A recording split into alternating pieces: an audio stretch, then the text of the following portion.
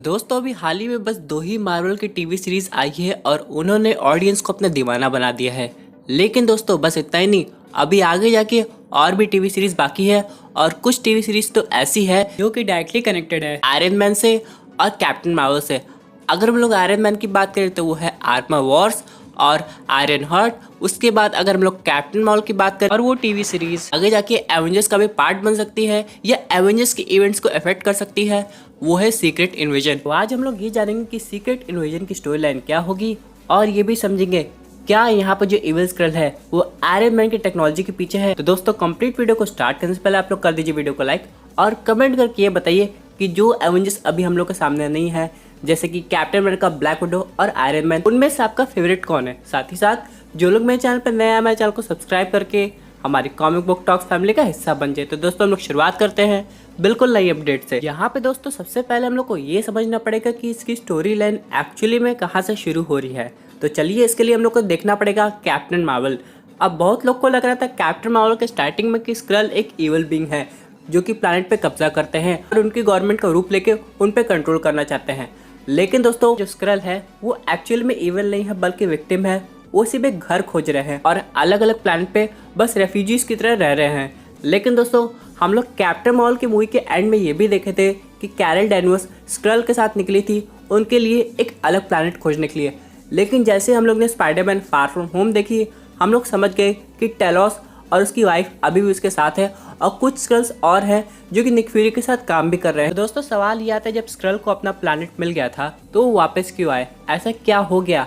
तो यहाँ पे हम लोग को ये सब पता चलेगा सीक्रेट इन्वेजन में। और यहाँ पे ये जो टीवी सीरीज़ है ये सिर्फ बाकी टीवी सीरीज से कनेक्टेड नहीं होगी बल्कि ना जाने कितनी मूवी से कनेक्टेड है, चाहे वो पास्ट की हो चाहे वो फ्यूचर की हो। तो यहाँ पे हो सकता है कैप्टन मार्वल के इवेंट्स के बाद कुछ ऐसे स्क्रल भी थे जो कि इविल थे। अब देखिए दोस्तों, भले टेलोस स्क्रल का लीडर था लेकिन जितने भी स्क्रल है उसको लीडर नहीं मानते होंगे। नहीं दोस्तों, पूरी यूनिवर्स में स्क्रल्स अलग अलग जगह रह रहे होंगे रेफ्यूजीज की तरह जब से उनका प्लैनेट खत्म हुआ होगा। तो यहाँ पे कुछ स्क्रल्स ऐसे भी होंगे जो कि इविल भी होंगे और जिनका मोटिव टेलोस जैसा नहीं होगा, यानी वो सिर्फ घर नहीं चाहते बल्कि उस प्लैनेट पे कंट्रोल भी जमाना चाहते हैं। और इसीलिए दोस्तों यहाँ पे सीक्रेट इन्वेजन शुरू हो जाता है और यहाँ पे टेलोस को इसलिए वापस आना पड़ता है क्योंकि वही है जो स्क्रल को पहचान सकता है और निक फ्यूरी के साथ काम भी करता है कि दोस्तों अर्थ पे स्क्रल का कंट्रोल ना हो पाए। लेकिन दोस्तों चलिए हम लोग इस बात को समझते हैं कि यहाँ पे कौन से लोग स्क्रल हो सकते हैं। तो यहाँ पे सबसे पहला क्वेश्चन आता है, यहाँ पे स्क्रल को ऐसी कौन सी टेक्नोलॉजी चाहिए जो उनकी हेल्प कर सकती है अर्थ को कंट्रोल करने में। तो यहाँ पे इसका आंसर है अल्ट्रॉन। आप लोग ने वांडाविजन देखी होगी, यहाँ पे जो डायरेक्टर थे जिनको अभी जेल हो गई है वो यहाँ पे अपने विजन को बनाने में क्यों तुले हुए थे और यहाँ पे वांडा की रियलिटी से रियल विजन को भी क्यों अपने पास रखना चाहते थे। तो यहाँ पे इसका आंसर यही है कि हो सकता है वो एक इविल स्क्रल हो। दोस्तों अगर ध्यान से देखा जाए स्क्रल को अपनी टीम बनाने के लिए कुछ और सुपर हीरोज का सहारा लेना पड़ेगा। लेकिन दोस्तों कोई भी सुपर हीरो स्क्रल की मदद क्यों करेंगे। अरे चलिए मैं तो सुपर विलन्स की भी बात कर लेता हूँ।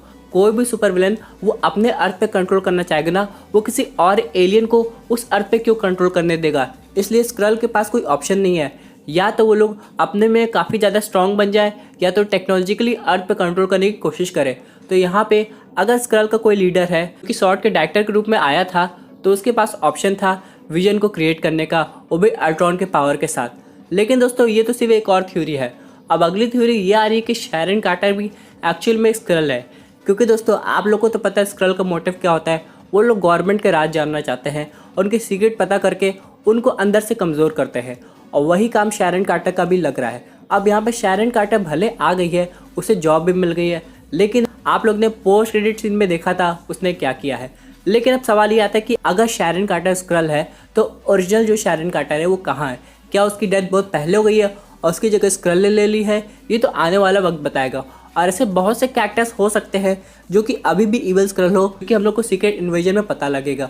और यहाँ पे निक फ्यूरी सबको नहीं पहचान सकते, इसलिए यहाँ पे बाकी स्क्रल्स भी उनके साथ मिलकर काम कर रहे हैं। और इसका एग्जांपल हम लोग को देखने को मिला था वांडाविजन के फाइनल पोस्ट क्रेडिट सीन में, जहाँ पे एक स्क्रल आया था मोनिका को निक फ्यूरी से मिलवाने। तो दोस्तों ये बात अभी तक हम लोग को समझ में नहीं आई कि निक फ्यूरी स्पेस में हेडक्वार्टर बना के बाकी स्क्रल के साथ अभी तक क्या कर रहे हैं, और ये सब हम लोग को आगे जाके देखने को ज़रूर मिलेगा।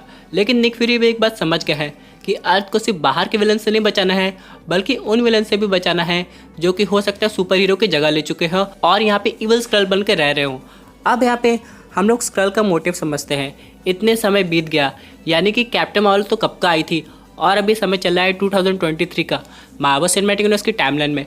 तो इतने लंबे समय तक वेट कैसे कर सकते हैं दोस्तों? ऐसा पॉसिबल था और इनकी फाइट मेन एवेंजर्स से भी हो जाती अगर थैनोस ना आता, क्योंकि दोस्तों थैनोस के आने से यहाँ पे टाइमलाइन में काफ़ी डिस्टर्बेंस क्रिएट हुई है। यहाँ पे 5 ईयर्स का टाइम गैप भी हुआ है और यहाँ पे सिर्फ ह्यूमंस नहीं थैनोस के स्नैप का शिकार हुए थे, बल्कि हर एक लिविंग बींग इंक्लूडिंग स्क्रल भी उनके स्नैप का शिकार हो गए थे। तो जब वो वापस आए हैं तो उनको संभलने के लिए भी काफ़ी टाइम लगे। अब हम लोग समझते हैं सीक्रेट इन्वेजन कैसे कॉमिक एक्यूरेट बन सकती है। यहाँ पे दोस्तों स्क्रल सुपर हीरो को रूप बदल सकते हैं, जैसे कि वो लोग हॉकाई बन सकते हैं, वो लोग स्पाइडरमैन बन सकते हैं, लेकिन उनकी पावर्स वो तब तक यूज़ नहीं कर सकते जब तक वो एक स्पेशल क्वालिटी के स्क्रल हो, यानी कि सुपर स्क्रल। और दोस्तों ऐसा भी हो सकता है कि टेलॉस के अलावा जो सुपर स्क्रल का लीडर है वही एक्चुअली में मेन विलन है, क्योंकि उनकी पावर्स जो कि सिंपल स्क्रल है उनसे ज़्यादा हो सकती है और इसीलिए वो यहाँ पे अर्थ पे इन्वेट करना चाहते हैं।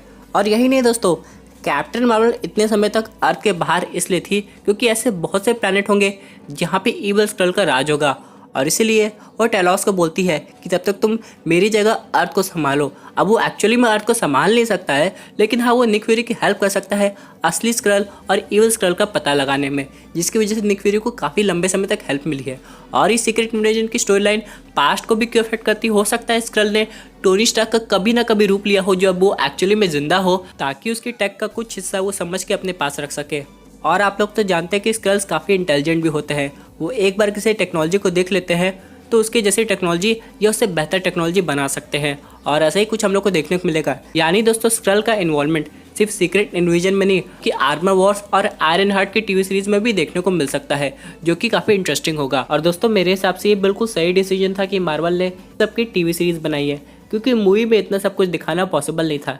यहाँ पे काफ़ी लंबी डिटेलिंग करनी पड़ती कि कब कौन सा स्क्रल कौन से सुपर हीरो या सुपर विलन के रूप में आया था, और यहाँ पे कुछ ना कुछ ऐसा किया आगे जाके फ्यूचर इवेंट्स के इफेक्ट कर रहा हो। और यहाँ पे ये भी देखना पड़ेगा falcon and the winter soldier season 2 आती है तो क्या उसमें भी स्क्रल का रोल होगा कि नहीं होगा।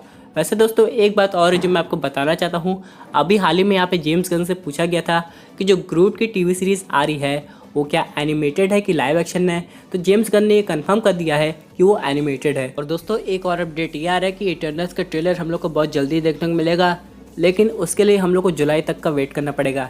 यानी जिस समय ब्लैक विडो रिलीज होगी हो सकता है उसी दिन इटर्नल्स का ट्रेलर भी सामने है। इसमें हम लोग को दिखाई देगा जितने भी इटर्नल्स के एक्टर है सबकी एक झलक, और यहाँ पे ये भी दिखाया जाएगा कि जो मेन इटर्नल्स है उनकी पावर्स कैसे काम करती है, कि थिएटर्स में ही उस मूवी की हाइप बनाई जाए। तो दोस्तों ये थी एक अमेजिंग अपडेट जो कि रिलेटेड थी सीक्रेट इन्वेजन की टीवी सीरीज से। आई होप आपको ये वीडियो पसंद आई होगी। वैसे आपके क्या व्यूज इस पर्टिकुलर टॉपिक पे अपने व्यूज जरूर कमेंट कीजिए दोस्तों। अगर आप ऐसी सुपर हीरो कंटेंट एंजॉय करना चाहते हैं तो हमारे चैनल को सब्सक्राइब करके हमारी सुपर हीरो फैमिली का हिस्सा बन जाएगा।